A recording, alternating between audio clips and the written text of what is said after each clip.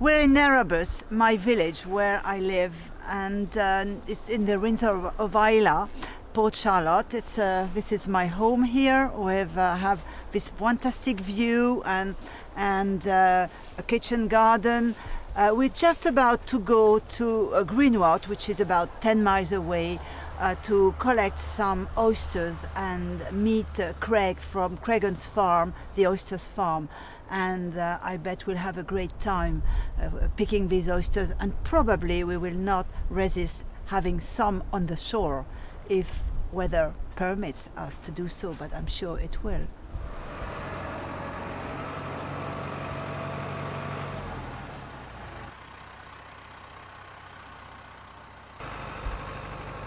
This is us harvesting the oysters,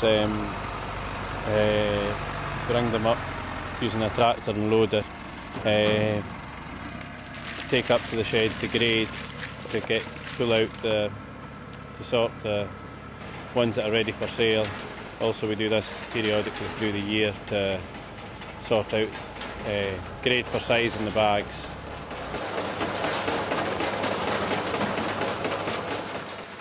Here we have, because we're in an estuary, we have nearly 100% change of water every tide. So our oysters are getting force-fed twice a day with completely fresh water. And because of where we are, with the Gulf Stream, the water temperature never goes low during the winter. And because we're so far up, it never gets that high that the oysters spawn.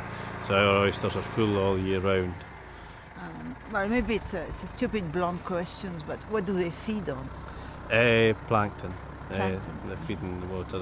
They're filter feeders. Where we are here, they just filter the water as it comes in and out because of the water. Because it's an estuary, it clears every day, so there's a vast amount of water goes by them each day. Okay, and do they grow faster here than in any other place? I don't know. I don't really think they grow faster than any other place. They grow constantly throughout the year. There's maybe only a month or two in a cold winter that our oysters don't grow, so they're fleshy all year round. And you pick them, all year long. There's not a season for them. No, we don't have a season. They can because they're actually Pacific oysters. They don't spawn during the summer, so they can be eaten all year round. In summer, on the what we have in France, we call them laiteuses, that's sort of milky. Because I've realised that they're a bit different in winter and in summer, even here, no? Here they're slightly different, but they're quite plump and creamy most of the year round. Yeah. Just because it's so mild during the winter as well as the summer here. And the species of these, are they what you call them, giga? Giga, yeah. Giga, yes. So is it the Japanese type? Same. Yes. So you don't have these oysters that they were before. The native oysters are virtually all died out. Yeah, they disappeared here. They've disappeared as well. virtually completely. Yeah, There's a few, but because of we're actually farming in a special site of scientific interest and a protection area, we're not allowed to farm anything that could be able to breed that isn't here already, so it has to be a species that can't breed, so therefore can't colonise the area. We started in 1987, just on a very small scale, and then gradually got bigger, and just in the last 2-3 years we are now on our way to expanding again to maybe 1 million oysters a year. We're starting with 1 million oysters a year? This is relatively small compared to the French. Yeah, but it's only, this is for the island, and for mainland you send some. We wholesale to mainland Scotland. And you said, you told us that you were selling 10,000 a week? Yes, at the moment that'll be about just over 500,000 this year, and then next year hopefully it'll be more again. And the sales should hopefully get up to 1 million within 2 years. Wow. And do people here eat oysters more at Christmas or? Throughout the year really. The summer's quite popular now. A lot of them are tourists. Yeah, I know. And a lot of people that come into the distilleries. Our biggest week on Islay is the Whisky Festival, actually. Yes, and I know, well, you are there with your oysters, and especially on Brooklady Day, I remember, and people just... maybe 800 in a day we sell. 800 in a day, I'm not surprised. And also to the local restaurants. And, yes. It's one of the starters on the menu, your oysters there. It's absolutely wonderful. And yourself, are you fond of oysters? Do you eat? Yep. Yeah? And how do you eat them? Just as they come. That as it comes. Yes. No lemon, no Tabasco, because I know here you eat them with Tabasco. No, nothing, just as they come. Have you tried any whiskey? occasionally. Yeah, a few drops of whiskey. A few drops of whiskey. Do you like them? It's all right. Yeah, it's all right, but you prefer them natural. Aye. Well, I like my whiskey. You like your whiskey. You like your whiskey in a glass. Okay. Well, I don't take water in my whiskey, so I generally don't take in whiskey in my oyster. Have you tried the seawater with your whiskey? It might do something for it. It does bring out a lot in the whiskey, I think. I think the salt water does something to it, and the oyster brings out something in the whiskey, more than bringing something out in the oyster. Oh, yeah. And Tristan, how do you like your oysters? Do you eat? As they come, or with a splash of Tabasco. I've had it with Bamor whiskey before, so You enjoy them? yeah, they're good. Don't you think it's even better when you have them outside? Like, it's nice, just taking them off the shore, and they can be fresher. You can't get any fresher than that. And that's for a break. You can have a few oysters. Wow.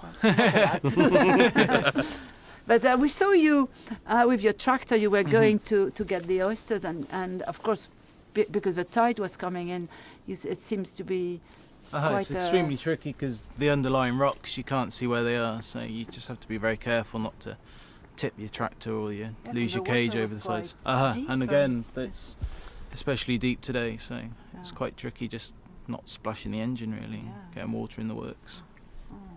So we may try some oysters with some whiskey. We're doing some experiment there. We're in, Craigens Island is a wonderful place for walking. Well, today maybe it's not the best moment, but I think in wintry days it's still wonderful. That the air we breathe here is full of iodine, and when you walk your way down to the ocean, we can hear the roar of the ocean. It's not very far.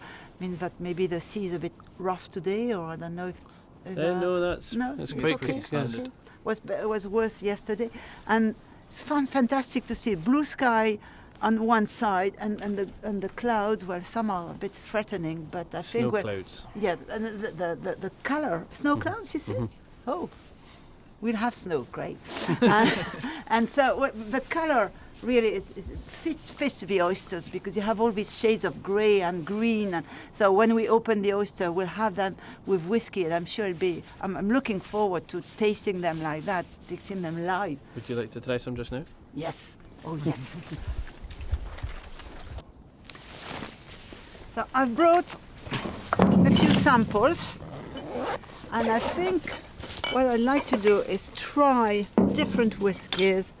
Because I've tried them with, especially I tried the oysters with Bowmore a few years ago, and I thought it was absolutely fantastic. But I've brought another heavily peated. See how iodine goes with a Lafroig, and an Ardbeg cask strength. See if cask strength will wake them up. I suppose they like it, and a Brooklady 10 for the softer.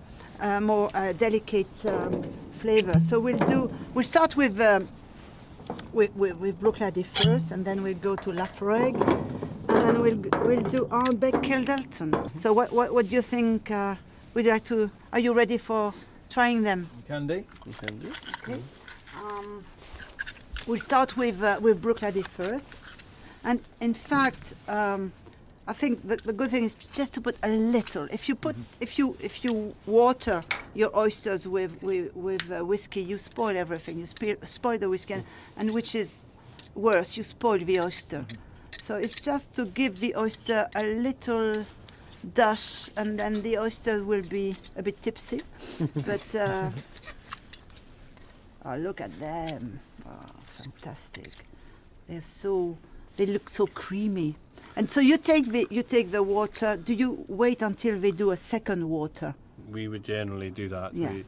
To open your oysters, you should open your oyster, tip off the seawater, and then wait a few minutes to let the water come out the oyster itself, and then you're getting the true flavour rather than just salt water. Yeah, and maybe it's less salty when you do that. Slightly less salty, yes, and you're yes. getting more of a taste. So I'll try to do just a wee drop.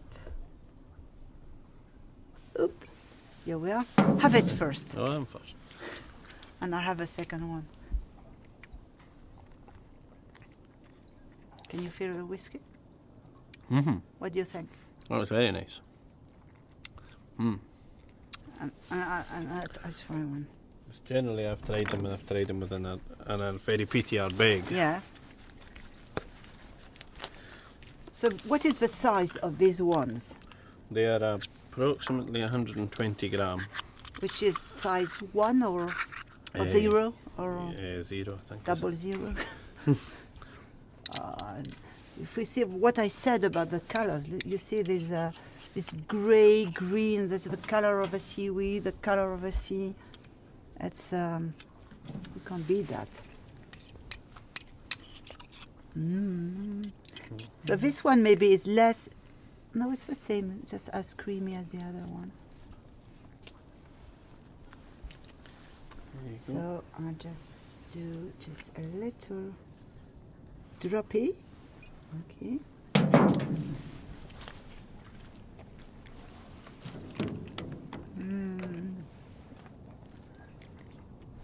Yes, you have the whiskey at first, and then the oyster comes and sort of overtakes the whiskey, and you finish with this light salty. But as you said, not having the sea water, it's salty, but also a delicate nutty flavor with the whiskey. Creamy, nutty. It's the aftertaste is it's as much the taste of an oyster as eating it. Yes. And with that whiskey, it's very nice. Yes, and it comes and it lingers on your palate with a slight salty taste, and the whiskey will come back after very gently, not overpowering. So I quite like an unpeated whiskey with an oyster, and you would think maybe it's too mild, but it plays on soft tones rather than really heavy flavors. Now we'll try Ardbeg Kildalton, 1980. Sorry, 50. Don't have my glasses, I can't see, but 56 or 57, and again here with a very strong whiskey, you even put less. So, but we have to be very careful. Just a drop.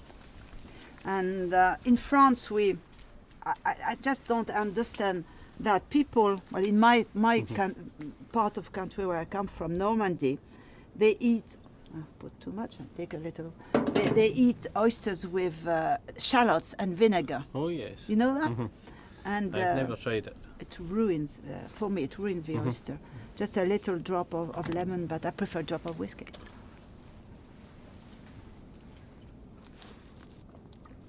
Completely different. It's tastes saltier with Ardbeg. Isn't it strange? It's stronger, and you don't get the nutty, not as much this nutty flavor. It's more. It's a touch of seaweed, rather more iodinic than with Bruichladdich. And this is the. Okay, and action. So just a drop of Kildalton 1980, which is cask strength. I just take a little off, and Tracy, you try that, and you tell me what you think.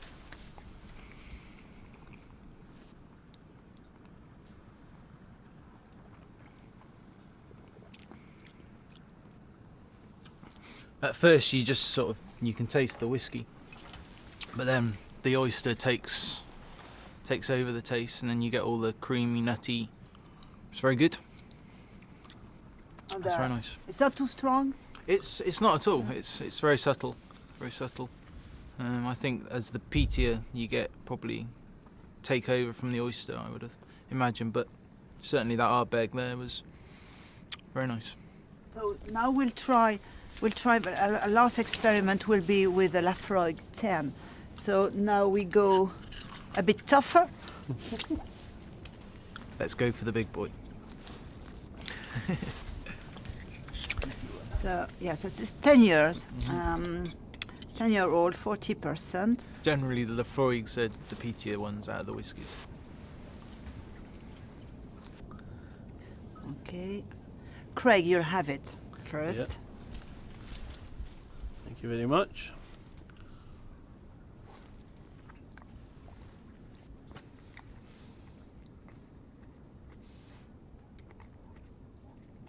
That was nice. Strong? It was strong, but it wasn't too bad. I'm getting the peat now, which is going nice with the aftertaste of the oyster. Yes, that's good because the peat's coming as well in the aftertaste. So it's, you're getting the taste of the oyster and the peat, which is very nice. Can I have one? Yes, you can. That's a good way to warm us up with a wee drum and we drum in the oysters. If you don't have a glass, then you put some whiskey in the shell, in an empty shell, and you can have a natural glass, natural tasting glass. We're all looking for better tasting glass, and maybe we should do that with a shell. Could be a good thing.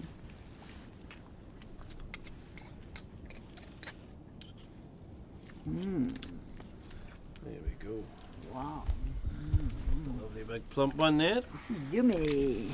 So, again, a little drop, maybe one more. And but I forgot to smell them also. When you smell the mix of the whiskey and the salty water and the oyster, it's wonderful.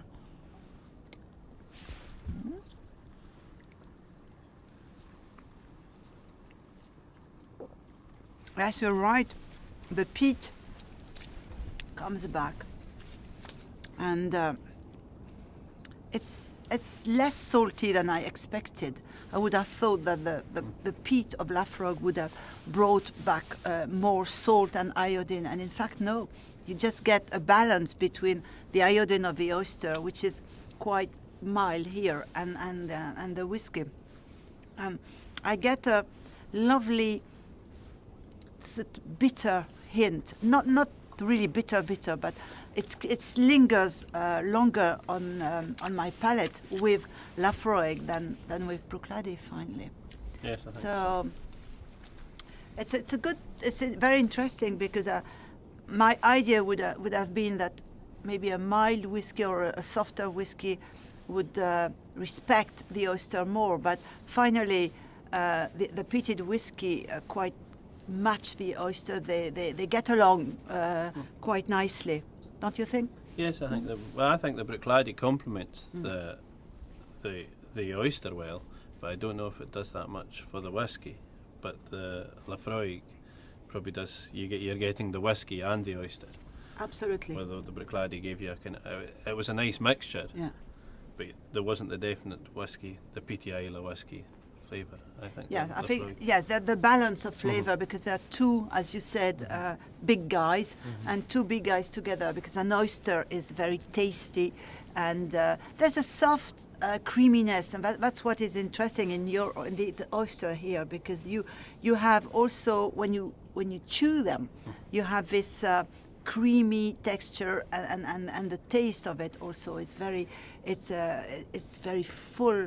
It sort of gets your taste bud completely satisfied, and with Laphroaig you have really a beautiful match. So really happy. Yeah, very nice. That was superb, and the rain is going to fall in a minute on us, but we don't stay care. away. Yeah, we stay away.